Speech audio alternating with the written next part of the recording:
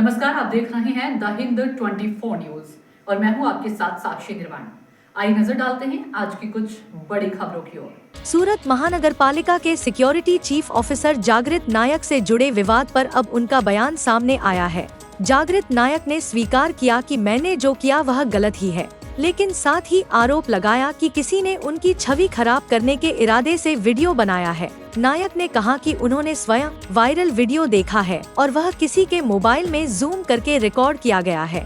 उनका यह भी कहना है कि वीडियो में उनके हाथ में सिगरेट साफ दिखाई भी नहीं देती।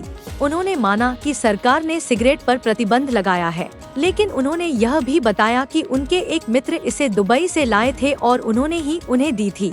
जागृत नायक ने पुष्टि की कि उन्हें मनपा कमिश्नर द्वारा चार्जशीट दी गई है, जिसका जवाब देना अब आवश्यक है। विवाद अभी भी जारी है और मामले पर प्रशासनिक स्तर पर आगे की कार्रवाई की प्रतीक्षा है।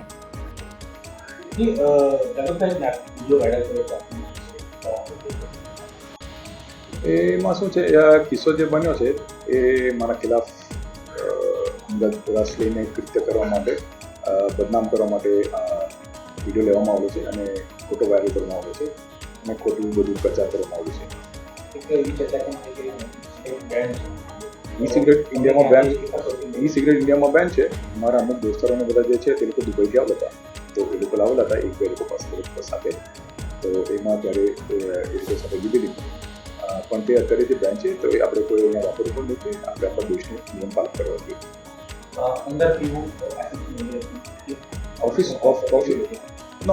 ઓફિસની અંદર કોઈ પીવું નહીં જોઈએ અને એ પીવાનું પણ અયોગ્ય છે. કોઈ પણ નશા કરવાના કે કંઈ પણ ઓફિસ પ્રિમાઇસીસમાં જ્યારે તમે બધા નાગરિકો સાથે અને બીજા બધા સાથે સંકળાયેલા છો અને એ લોકોને અવર જવર હોય છે તો કામ કરવાનું બિલકુલ અયોગ્ય વસ્તુ છે.